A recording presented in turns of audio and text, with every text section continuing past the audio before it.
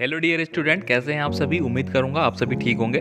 तो चलिए आज के वीडियो में हम बात करने वाले हैं, आपको पूरा बताने वाले हैं कक्षा 10 के लिए गणित का जो पेपर आने वाला है आपका एग्जाम के लिए 2022 जो बोर्ड एग्जाम आपका लगने वाले हैं अभी कुछ दिन बाद में। तो यहाँ पे अपन कक्षा 10 का जो पेपर है वो पूरा सॉल्यूशन आपको बताएंगे, किस तरह आपको कौन कौन से प्रश्न पूछे जा रहे हैं और किस तरह आपको उनका आंसर देना है। तो चलिए दोस्तों, पूरा लल्लन टॉप पेपर आपके सामने आ चुका है और अपन यहाँ पे प्रत्येक क्वेश्चन के बारे में बात करेंगे। तो यहाँ पे आपसे मैं छोटी सी रिक्वेस्ट करूंगा, साथियों आप चैनल पे नए हैं तो प्लीज़ चैनल को सब्सक्राइब करें। वीडियो को लाइक नहीं किया तो लाइक कर दीजिए। अपने दोस्तों को ज़रूर भेजें, अपने दोस्तों का भी भला करें, क्योंकि कर भला तो हो भला। तो चलिए अपन यहाँ पे स्टार्ट कर लेते हैं आपके सारे क्वेश्चन के बारे में। फर्स्ट क्वेश्चन देखिए साथियों, आपको यहाँ पे पूछा जा रहा है कि संख्याओं 4 और 9 का महत्तम समापवर्त्य क्या होगा। अब महत्तम समापवर्त्य होता है दोस्तों, जो हाइयर आपका जो नंबर होता है कोई भी संख्या में, उसके बारे में पूछा जाता है। तो जैसा कि 4 है, सॉरी 4 अंक आपको दिया गया है, तो इसका महत्तम समापवर्त्य 2 गुणा 2 होगा। ठीक है, अपन इसका जो गुणनखंड निकालेंगे, तो गुणनखंड कैसे निकालेंगे, इसी तरह से निकालेंगे। 2 का भाग दिया 2 बार गया, फिर 2 का भाग दिया 1 बार गया, तो ये दो जो संख्याएं हैं वो 1 बार आ गई। ऐसे ही अपन किस में देंगे, 9 में देंगे। तो 9 में आपने 3 का दिया 3 बार गया, फिर 3 का दिया 1 बार गया। तो इस तरह से कौन सी संख्या निकल के आ गई आपकी, 2 और 3 संख्या निकल के आ गई। ठीक है, तो इस तरह से आपको देखना है। अब यहाँ पे दोस्तों अगर बात करें तो 2 और 3 में जो कॉमन संख्या है वो क्या है, एक का गुणा दोनों में हो रहा है। ठीक है, यानी कि दोनों ऐसी संख्या तो है नहीं कि दोनों का गुणा सेम है, जैसे कि यहाँ भी 3 है, यहाँ भी 3 है, यहाँ भी 2 है, यहाँ भी 2 है, ऐसा नहीं है। तो दोनों का एक निकल के आ रहा है कॉमन पॉइंट। तो इसका जो महत्तम समापवर्त्य है वो क्या निकल के आएगा, ऑप्शन नंबर ए। ठीक है, नोट डाउन कर ले इसको। इसके बाद देखिए अगला क्वेश्चन आपका, यदि किसी द्विघात बहुपद a x square plus b x plus c के शून्य एल्फा और बीटा हो, तो एल्फा प्लस बीटा का जो मान है वह क्या होगा।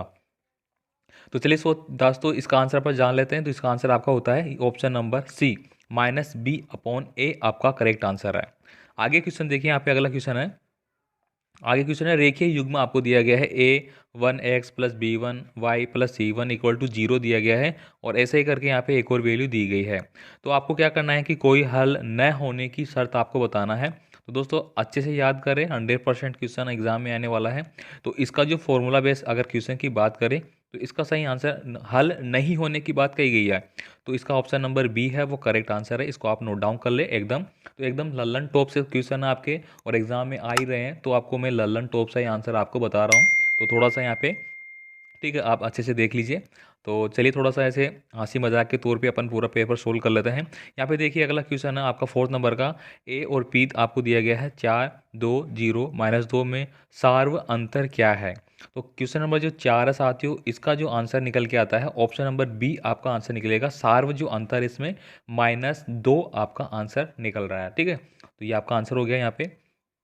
इसके बाद देखिए यहाँ पे किसी त्रिभुज आपको दिया गया है, यहाँ पे देखिए एक त्रिभुज दिया गया है ए बी सी में, और डी ई समांतर है बी सी के। ए डी एक्स है, बी डी x-2 है, ए ई x+2 है, तो तथा ई सी बराबर x-1 है। तो x का मान आपको ज्ञात करना है। तो यहाँ पे मैं डायरेक्टली आपको, जैसे कि आप त्रिभुज बनाओगे, अगर मैं त्रिभुज की बात करूँ तो आपने इस तरह से त्रिभुज बनाया। ठीक है, अब यहाँ पे ए और बी और सी, ठीक है, तो यहाँ पे बी कौन बीच में रहेगा। ठीक है, अब यहाँ पे देखिए डी ई और बी सी, यानी कि यहाँ पे एक लंब डाला गया है, तो ये आपका हो गया डी, सॉरी सॉरी ये गलत हो गया, एक बार इसको अपन माइनस करते रहे, इसको अपन हटा दें। इसके बाद देखिए ये डाला गया है यहाँ पे ई, ठीक है, डी और ई मान लीजिए ये लंब डाला गया है। ठीक है, तो इनके बीच की जो मान है वो जैसे कि ए डी का दे दिया, फिर बी डी का दे दिया, इस तरह से दिया गया है। तो अगर इस तरह का क्वेश्चन को अपन सोल्व करेंगे साथियों, तो इसका जो आंसर निकल के आता है वो आएगा आपका ऑप्शन नंबर बी। 4 नंबर का जो आंसर है वो आपका करेक्ट आंसर हो जाएगा यहाँ पे। ठीक है, चलिए अगला क्वेश्चन देखते हैं यहाँ पे। नेक्स्ट क्वेश्चन देखिए, यहाँ पे बिंदुओं ए एक्स और वाई और बी x1 और y2 आपको मिलाने वाले रेखाखंड के मध्य बिंदु के निर्देशांक आपको ज्ञात करने हैं। तो यहाँ पे x1 और y1 आपको दिया गया है, x2 और y2 आपको यहाँ पे दिया गया है। तो इसका निर्देशांक निकालने के लिए आपको क्या यूज़ करना पड़ेगा वो आप देख लीजिए। थोड़ा सा इस क्वेश्चन में डाउट है तो मैं इसको बता नहीं रहा। चलिए आगे देख, यहाँ पे देखिए आपको इंग्लिश वर्जन आपको दिया गया है, तो आप इंग्लिश वर्जन भी यहाँ पे देख सकते हैं, इंग्लिश वाले जो छात्र हैं। चलिए बात साथियों, अब अगले क्वेश्चन की बात करते हैं। अगले क्वेश्चन के लल्लन टॉप आंसर है वो अपन यहाँ पे देखेंगे। तो यहाँ पे पहला क्वेश्चन है, भाज्य भाज्य बराबर क्या होता है, क्या होता है साथियों, भाज्य बराबर होता है भाजक। ठीक है, भाजक गुणा भागफल प्लस शेषफल। तो इस रिक्त स्थान में क्या आ गया आपका भाजक, आपको क्या बनना है, भाजक बनना है। चलिए आगे देखिए, घात 2 के किसी बहुपद के अधिकतम जो शून्यक है वो हो सकते हैं। तो कितने हो सकते हैं शून्यक? दो घात दो की बात करें तो दो शून्यक हो सकते हैं। इसका आंसर हो गया आपका दो शून्यक।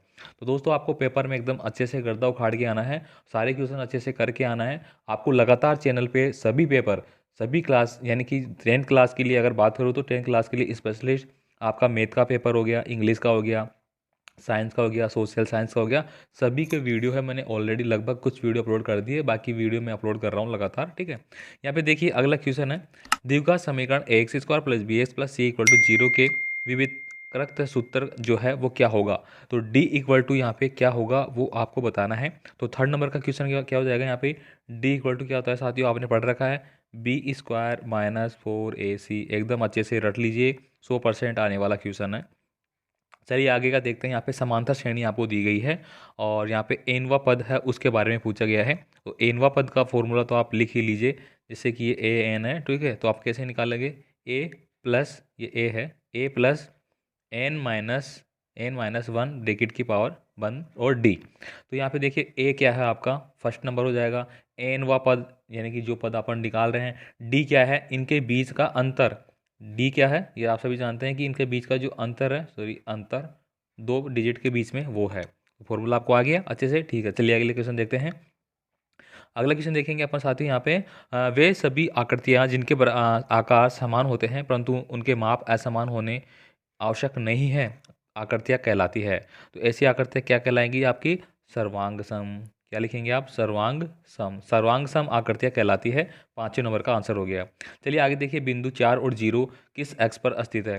अब यहाँ पे सीधी सी बात है, आपने पढ़ा होगा, ये देख लीजिए, ये आपका 0 है, ये आपका एक्स है, ये आपका वाई है। ठीक है, तो यहाँ पे एक्स यानी कि माइनस का कोई चिन्ह ही नहीं है, तो 1 2 3 4 यहाँ पे है एक्स 4। अब जीरो, तो जीरो अपनी जगह है यहाँ पे, तो ये क्या कौन सा हो गया? एक्स एक्स पे हो गया। ठीक है, कौन से एक्स पे हो गया? एक्स एक्स पे, और ये आपको यहाँ पे लिखना है, इसमें आपने लिख दिया एक्स एक्स पे। चलिए आगे क्वेश्चन देखिए, वृत्त की एक छेदक रेखा वृत्त को कितने बिंदुओं पर प्रतिच्छेद करती है? तो यहाँ पे आप लिखेंगे कितने पे? तो ये दो बिंदुओं पे प्रतिच्छेद करती है। ठीक है, आपको लिख लिया। यहाँ पे देखिए आप इंग्लिश वर्जन भी आपको दिया गया है साथियों। ठीक है, तो दोस्तों फटाफट से आप सारा क्वेश्चन पेपर याद कर लीजिए।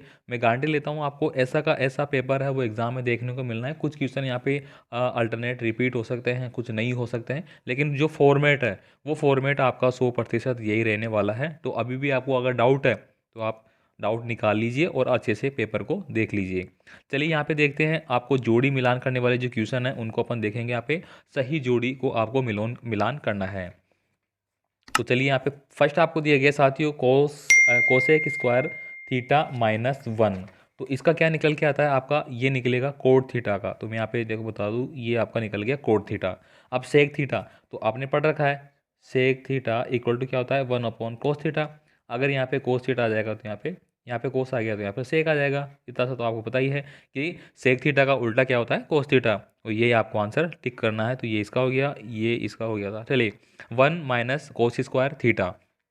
अब 1 माइनस यानी 1 माइनस कोस स्क्वायर थीटा, ठीक है, बराबर आपको बताना है क्या होगा।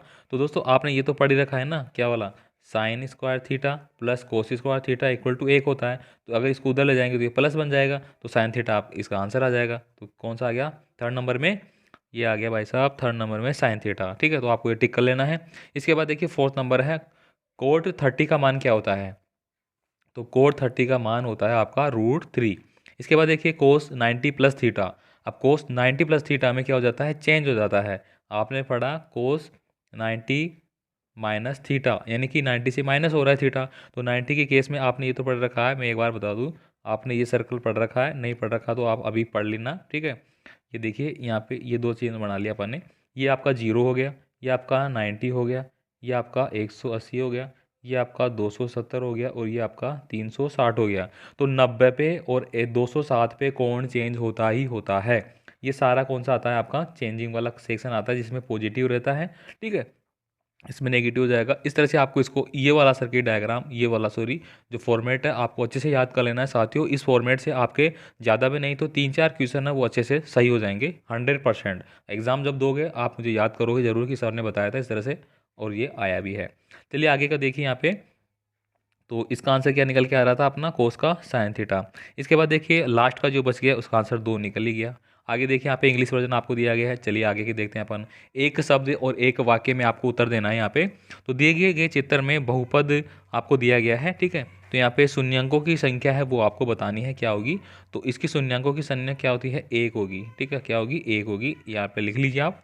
अगला देखिए यहाँ पे, दो चरों में रेखीय समीकरण का मानक रूप है वह क्या होगा। तो दो चरणों में दोस्तों अगर रेखीय समीकरण का मानक रूप है, आप लिख लीजिए फटाफट, an, ठीक है, plus by plus C equal to 0। ये आपको लिख लेना है, याद कर लेना है, ठीक है। चलिए आगे की देखते हैं अपन।